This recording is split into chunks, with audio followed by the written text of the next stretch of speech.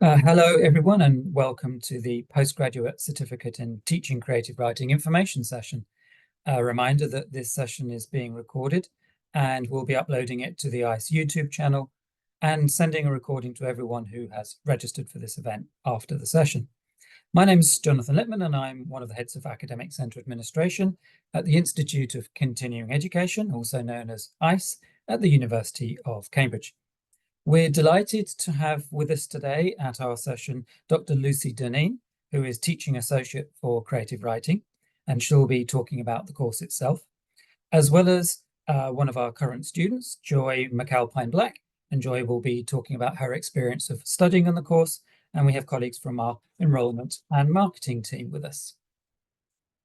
So just a few kind of generic slides before I hand over to Lucy. So as part of today's postgraduate open day, we'll be running a variety of online sessions to give you the opportunity to find out more about our postgraduate courses that we run at ICE. Straight after this session today, we'll be hosting a Meet the Students session, where some of our students on our postgraduate courses will discuss their experience of studying with ICE and where you can ask them any questions you may have. As well as our live sessions, we also have a number of video resources on our website, giving you further information on things like funding options, the application process, student support, and how to prepare for the interview.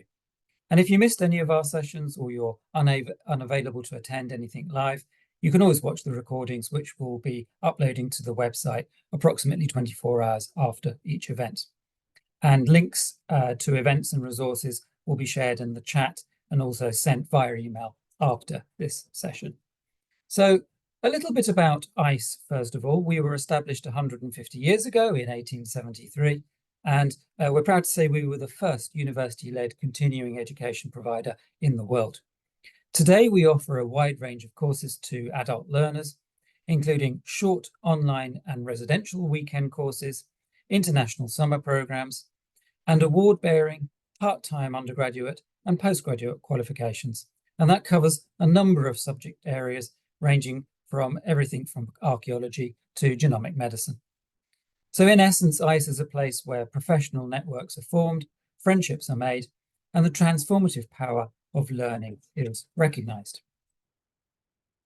So just to talk you through very briefly what we're going to be covering in today's session. So shortly, we'll be taking you through what you can expect from this certificate in teaching creative writing, including the entry requirements, how the course is taught, what the module content is, and how it's assessed. You'll also hear from Joy, one of our current teaching creative writing students, and she'll be talking through her experience of studying on the course. We've reserved some time at the end of the session to answer any questions you might have. So please do send us your questions for any members of the team via the Q&A function at the bottom of your screen. You can send those at any point in the presentation, and we'll try and answer as many as we can towards the end. So without further ado, I'd like to hand over to my colleague, Dr. Lucy Deneen, and Lucy will talk you through the course in more detail. Thank you so much, Jonathan, and thank you everyone for your interest in the course and for being here this evening. And as Jonathan said, if you've got any questions, do put those in the Q&A box, because we'll be trying to get through as many of those as we can at the end of the presentation. So just to tell you a little bit about who I am, my name's Lucy Deneen. I am the course director for the PG Cert in Teaching Creative Writing, and I'm also a teaching associate on our Masters in Creative Writing at ICE as well. I'm a short story writer, poet, and non-fiction writer, and I've got about 18 years history of teaching creative writing, both in the UK and in Europe as well. And this course was something I started with my colleague, Dr. Midge Gillis, back in 2018. So we're moving into our 6th year with the PG Cert in Teaching Creative Writing. We set it up as a course that we wish we'd had when we were first starting to teach creative writing ourselves. And that very much informed the way it's shaped, but it's grown in different ways over the years. And I'll talk a little bit in a moment about the sorts of things that we cover. So my next slide, please, Jonathan. So, sorry, I'll just move it on for you in a moment. That's okay. Lucy, sorry. Okay, so the course itself is we aim to blend a mixture of practical and theoretical approaches to teaching in different genres, and it's very important to us that we have that theoretical background, and we give you a good framework in learning theory and creativity theory, but we also have the opportunity to do practical work in our classrooms as well. And it's important to us too that we cover a variety of different settings for teaching and different contexts. That might be different age ranges, from primary school teaching to university level teaching, or beyond into community teaching, where people could be at any age up to 101. We think of teaching in the context of traditional institutions, but also in non-traditional settings, maybe hospitals, libraries, one-to-one mentoring, any different kind of setting that you can imagine you might be able to teach creative writing. Our aim is to be able to explore a way to look at that. And it's also particularly important to us, more so than ever, that within our approach, we look at issues such as inclusivity and accessibility in the classroom as well. Next slide, please. So who's the course aimed at? Well, if you're interested in teaching creative writing, or you're a writer, this might just be the course for you. But so we often say it's a course for writers who want to get an experience of teaching. Maybe that's masterclasses, or it might be mentoring, but also for teachers, primary, secondary, HE, further education, continuing education. If you want to bring more creative writing into your existing curricula in the classroom. But it could also be within the public sector, charities, prisons, libraries, hospices, other support groups, completely independently set up groups. So we want to welcome everyone into the course. And we find each year we get quite a good mixture, actually, of experienced teachers and those who are very new to teaching, or maybe have not taught at all. Thank you. Next slide, please. So what do we actually cover in the course itself? We have 3 modules, and they're taught in residential units, where you come to Madingley Hall a Friday to a Sunday, and we stay at the hall and have a very intensive but very inspiring 3 days together, where we don't just have our taught sessions, but we also share meals and have conversations that spill over into tea breaks and after the working day is over as well. The first module is essentially in the philosophy and teaching of creative writing, and that gives a good sense of the background of the discipline, how it emerged as an academic discipline, so thinking of it particularly in that institutional context, but more broadly to think about creativity and creativity theory, what that actually means, and the philosophy that surrounds that as well. We look at different methodologies around teaching creative writing, how those have changed over the years, and how we might continue to evolve them as we move through the 21st century. What questions should we be asking of this discipline as it grows, especially in popularity? Very importantly, I think we consider what it means to decolonize the curriculum. So not just in terms of our reading lists, but in terms of teaching methods, workshop methods, whether that's about other aspects of classroom design. It's a big question that we follow through each module, in fact. We also think about how teaching creative writing might vary within different settings, the different kinds of questions that you might find yourself needing to answer, whether that's in a school or in a community setting, or in a one-to-one kind of mentoring environment. So and that's a sort of a broad kind of map, if you like, of the kind of the key points that we work through in the module. But one of the things that we love about this course is that, depending on the sort of the shape of the cohort, each year we try very hard to shape sort of to make it a little more bespoke year on year for the interests of that particular cohort. So we have space to bring in other specific areas. So, for example, if we have a lot of poets in one cohort, we might try and look more specifically about how we might consider the teaching of poetry, and focus a little bit further on that. So that's something we allow to be quite organic from year to year. The next slide, please, Jonathan. Thanks. So the second module is a very practical module. It's very much about designing the course. So we sort of move away from the theory that we consider in module 1. And in module 1, we bring in a lot of learning theory as well for those who may not have the same level of experience in teaching, so that everyone's working from a good framework of understanding sort of the vocabulary of teaching. But in module 2, we start to actually think about how that would work in practice, and we get our hands dirty a little bit with, making courses and designing them.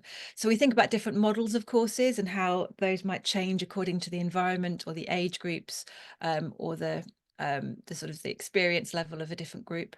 We think about the pedagogical theories behind those courses.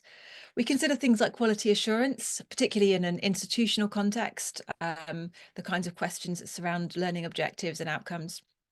We think a lot about alternative workshop methods. We think typically in creative writing of the workshop as being a core format for how we actually teach to write creatively. But it's a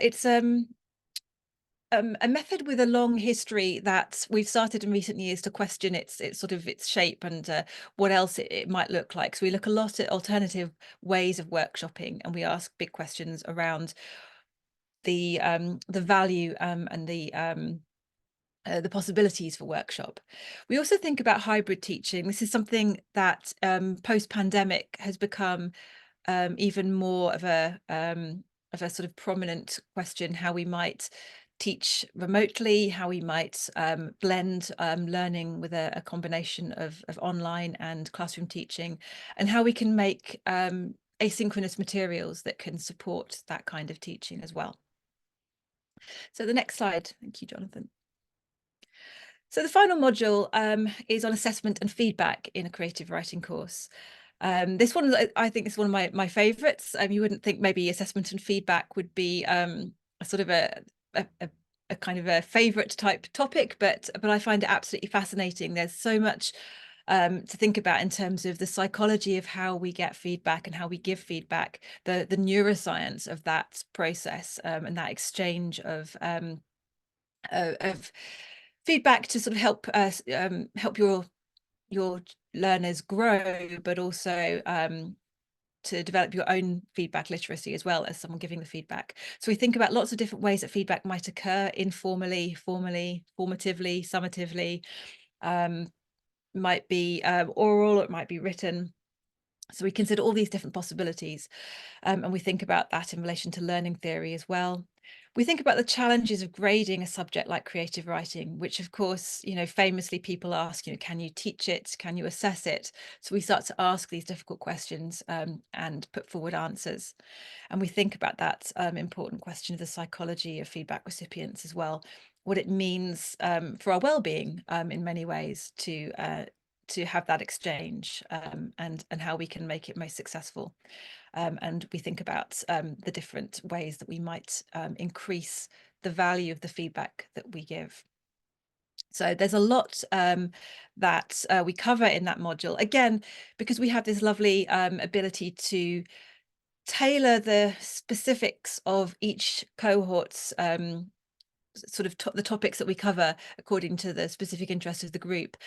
We can then tailor the module on feedback to the kinds of contexts that are of major interest to people as well. We also look a little bit about writing for well-being, which is a very popular area at the moment, and we consider not just the writing for well-being in terms of how we might actually apply that for people in a group, but also what that means for tutors, to also think about the well-being of tutors and the group dynamics, how you manage those in a positive way as well. So the next slide, please, Jonathan. Thank you. So how is this course assessed? So we have, as I say, the 3 modules where we spend our weekends at Madingley Hall.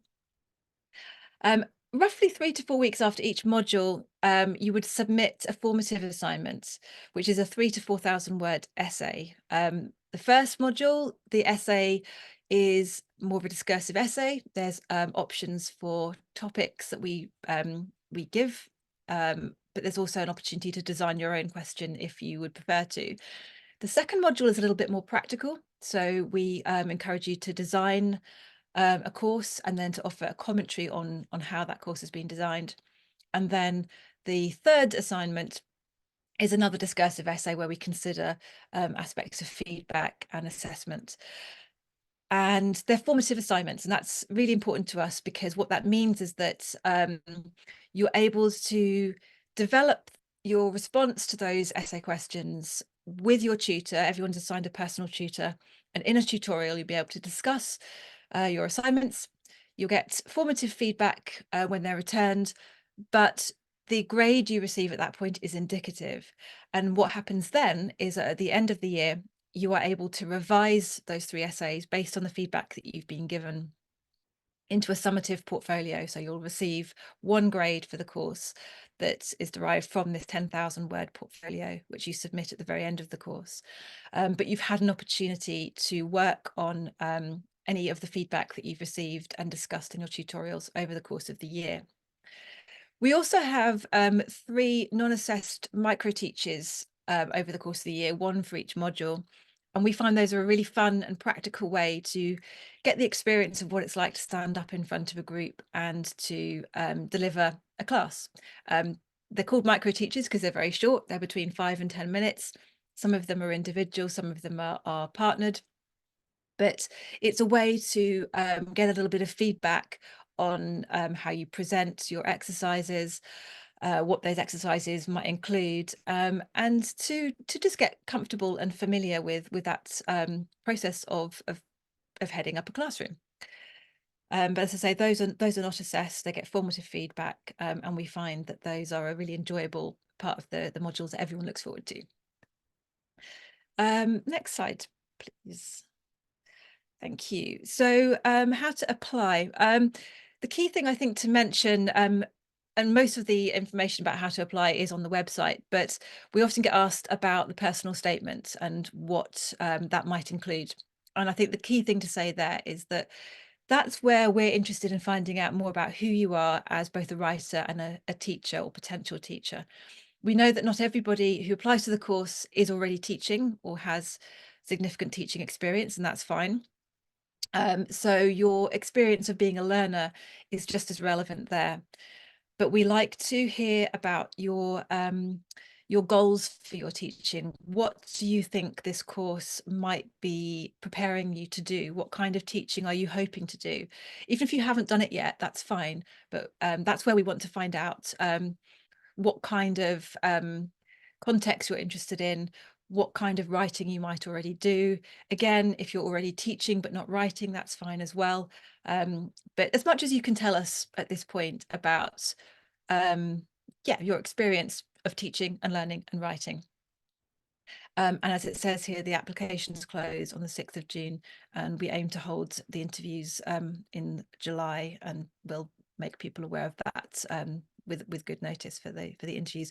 They're normally in person, but it can be remotely if people are unable to attend.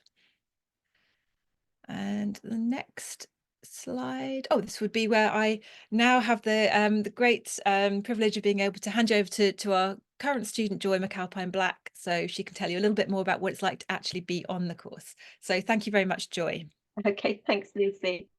So I was you a year ago, sitting listening to this talk, thinking, am I going to? Is this a course for me? I have a background both in education and in creative writing. I've got a master's in both of those. I had just got a publisher to take my first book. And I knew that following that there'd be lots of talks and marketing as well.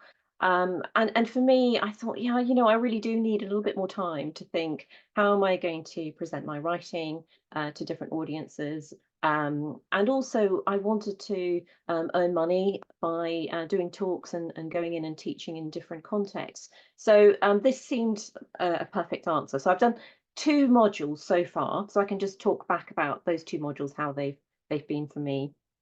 I'd like to say that also the people on the course are really diverse. So as Lucy was saying, you have got some teachers, but you've also got some writers, and you've got some people who've done a bit of both as well. So it's really diverse, and it's great to learn from one another.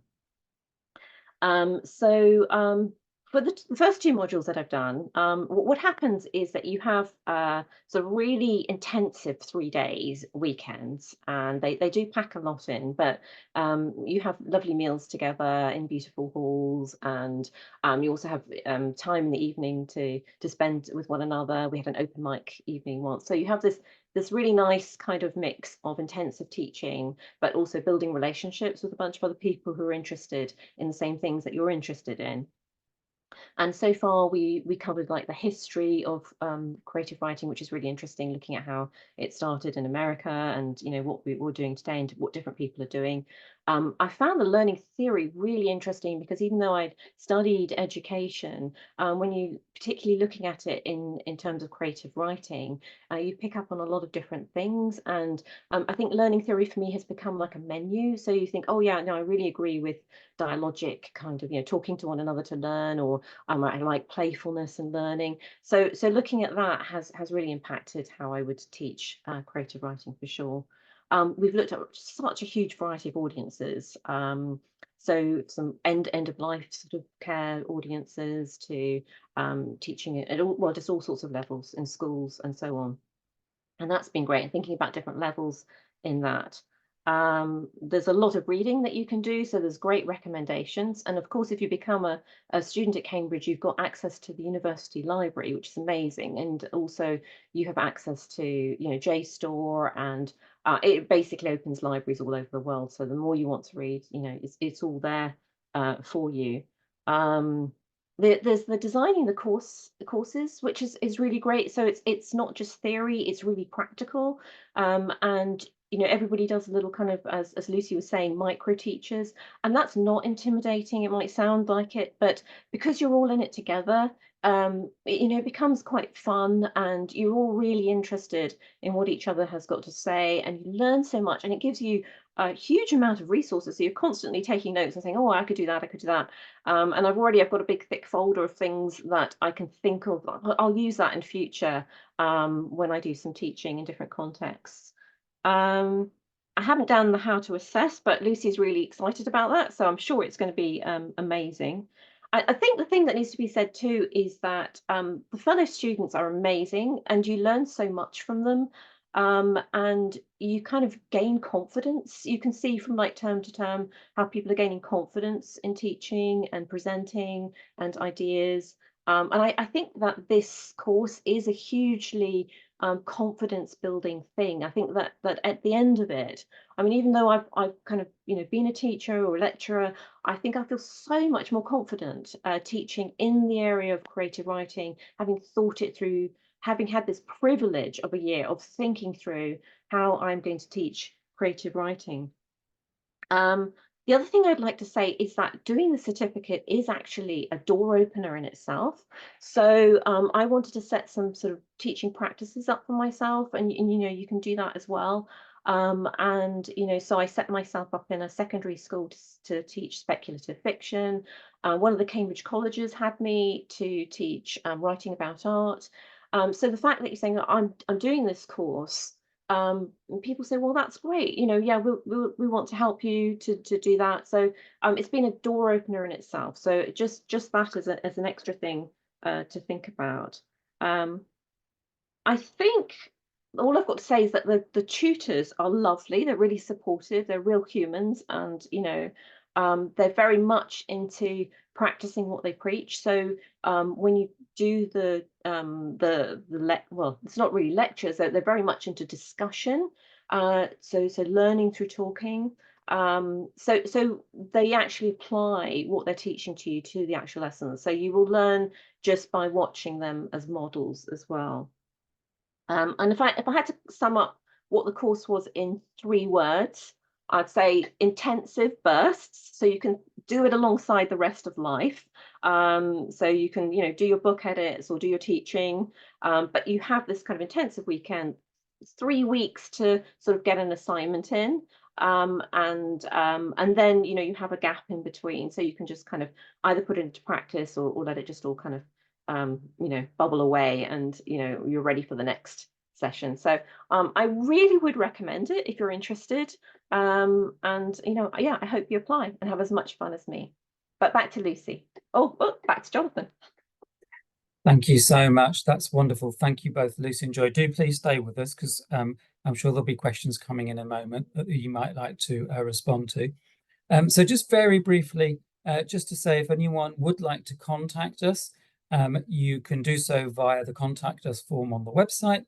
You can send us an email at the inquiries email address on the screen now, or you can use the QR code. We'd like to move on now to the Q&A section of section of the session. So if you have any questions, please do type them into the Q&A function. I can see there's a few coming in already. We've had a couple that have just come in, which I'd like to share with Joy and Lucy. So Joy, if you wouldn't mind putting your camera back on, that would be wonderful. We've had a question about, approximately, roughly speaking, how much time would you suggest setting aside outside of the residential periods for study? So I don't know, Joy, if you want to just give us a sort of rough idea of how you've managed to fit that in. Yeah, it depends how much reading you want to do, because there's a great reading list, and you can order some of those books ahead of time and read them. But reading you can fit in all sorts of times of the day, can't you?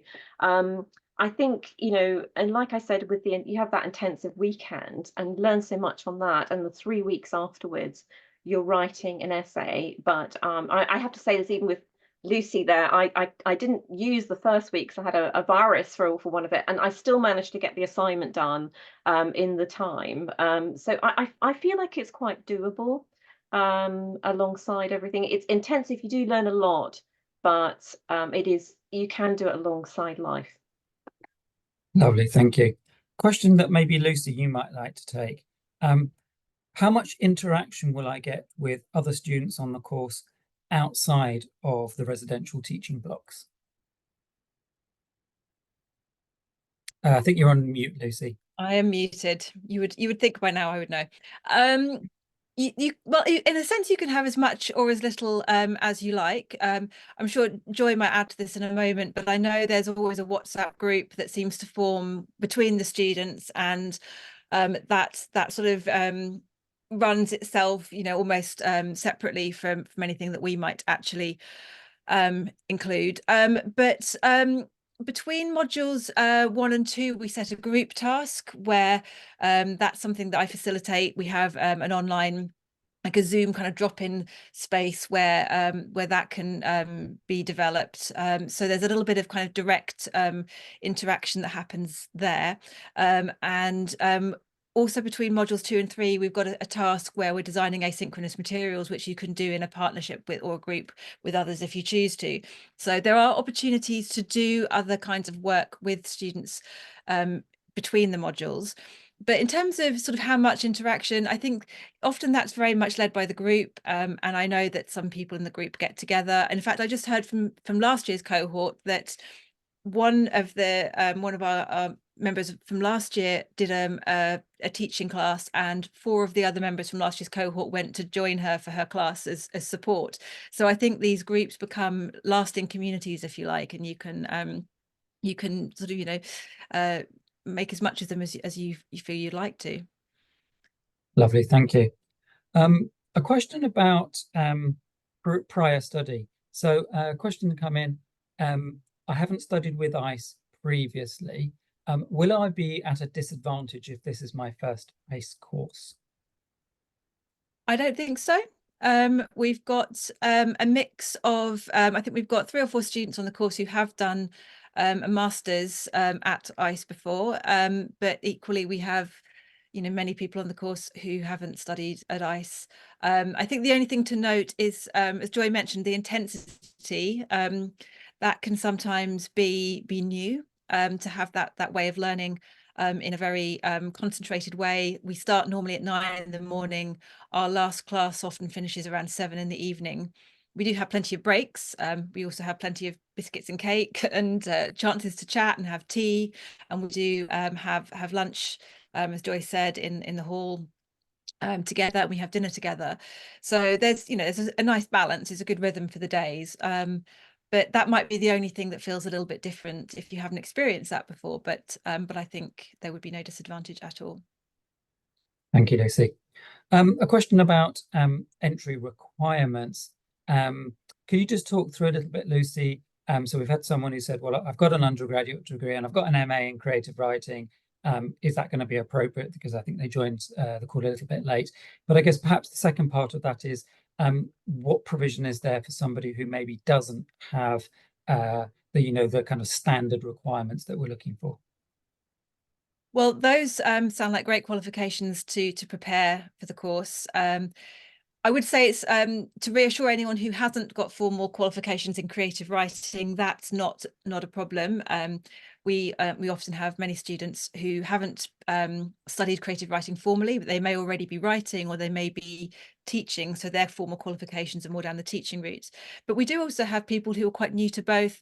In the past, I've had a student who was doing a PhD in geography and wanting to look at how creative writing might be applied in that context. So all of their background was very much sort of outside of the arts, but they had a fantastic experience and also were able to offer really interesting insights for the rest of the group. So as Joy was saying, there's a lot that you can learn from your fellow students on the group too. So I think, I mean, we do interview everybody that we're interested in taking on the course, and that's a good opportunity to sort of think, case by case as to whether you feel that you're sufficiently prepared for the course.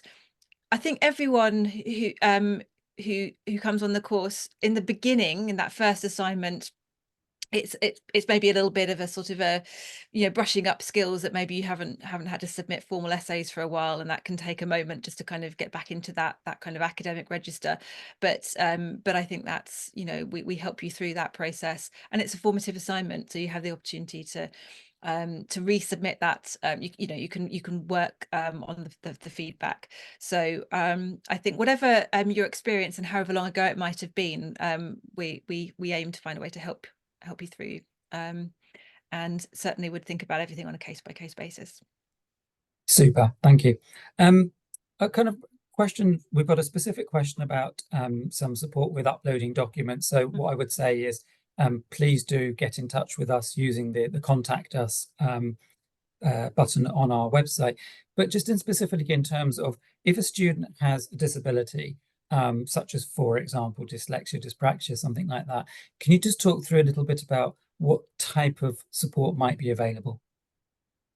Well, actually, we even have one of our sessions in our first module actually looks at the general provision that ideally we'd make in all courses in creative writing, but also specifically what we can offer at ICE. But generally, it might involve adjustments to assignments, maybe extended assignment times so that you'd have longer to work on assignments. We would always aim to accommodate any adjustment within the classroom, and again, case by case as is needed, but it's an important part of what we actually teach as well. So so we reflect that also in how that's what kind of provision we make for each student. Super, thank you. A question that I think we would maybe like to ask our lovely enrolment team to help us with. If someone's done ICE courses previously, including postgraduate certificate courses, is there an ICE alumni discount that would be available? I'm not sure whether our enrolment team could answer that live, or perhaps they could type the answer into the Q&A box. That might be another solution. A couple of questions. So very broadly, very quickly, approximately roughly how many people are there on a kind of typical cohort? So what's the cohort size? And is the course suitable for people who teach writing for performance? Yeah, so how many students on the course? This year we've got 12. We have it sort of ranges up to about 15 or 16. We think that those are really nice numbers for us because everyone's given a personal tutor. We have two tutors who are sort of present all the way through each of the modules, myself and it's currently my colleague Dr. Sue Brindley, and that means that we can sort of work, give you lots of time, and you get a lot of time to get feedback from each other in the group too. So yeah, currently 12, but we've had 16 in the past. Is the course suitable for people who teach writing for performance? Absolutely. Current cohort, we have at least one playwright, one screenwriter. Again, with this idea of the sort of bespoke model where we can kind of try and respond to any particular interest. If there's a sort of a need in the group or a desire in the group to have any particular kind of writing focused on any particular genre, then we would always try to do that. So any kind, whether we're a poet, non-fiction writer, playwright, whatever kind of writing you want to do, with you. So fantastic. We've got a question about the accommodation at Madingley and whether that is included for the residential. So my understanding is that the accommodation is separate as a cost, but you can book to stay at Madingley. You don't have to stay at Madingley. But Joy, I don't know if you want to just say a little bit about your experience of actually staying at Madingley. Yeah, I've stayed at Madingley actually on other courses. So yeah, no, it's great. They have you know, your room and your toilet, and you know, great halls downstairs and a bar. Everybody's very friendly. It's lovely. There is a pub not very far away if you wanted to go out to a pub. It's Madingley itself, you know, it's a beautiful old hall. It's got amazing gardens. So yeah, it's very pleasant, and people just go there for the pleasure of being at Madingley. And in fact, I know lots of people who just go there just to walk around the gardens. It's so beautiful. I can vouch for that. At any time of the year, it's beautiful. I think we've got... I would maybe add to that also, I forgot to mention that in the modules 2 and 3, in the recent years, we've had quite an interest in having an open mic so that we could share our creative writing, so we get to know each other as writers and not just as teachers, which means that we normally do that after dinner. So it can be quite nice if you're staying at the hall, because then that goes on a little bit later those nights. You know, not required to attend, but everyone has in the past, and it's been a lot of fun. Wonderful. I think we've got time for one final question. The question is, could the summative portfolio that you talked about, could that be a writing curriculum? So that would be the assignment 2. So the portfolio is basically the 3 assignments that are then, if you want to rework them based on the formative feedback that you've received, you would then submit the 3 in one portfolio. So just in case anyone who didn't who missed that part, if they came in a bit later, there's 3 assignments. 2 are discursive essays. The second one is a curriculum plan, basically, and a commentary around that plan. And those assignments are given an indicative grade, so you get a sense of where you are, but it's not the formal grade. And you get formative feedback so that you can see how to develop it. So when you come to the end of the year, you put them all together as one summative portfolio. That's what you get the grade for. So you would have a curriculum plan within that, but it would be the sort of the module 2 portion, if you like, of the assignments.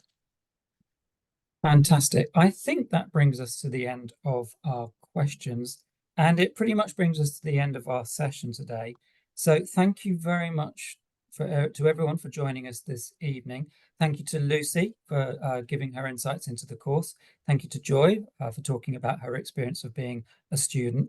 We hope that you found the session informative. We would love to hear your thoughts via our satisfaction survey, and that will be emailed shortly. Hope to see you at other events that are taking place. There's still time to sign up to the Meet the Students, which Joy will be speaking at in approximately 15 minutes time. So thank you very much wherever you are in the world, and goodbye.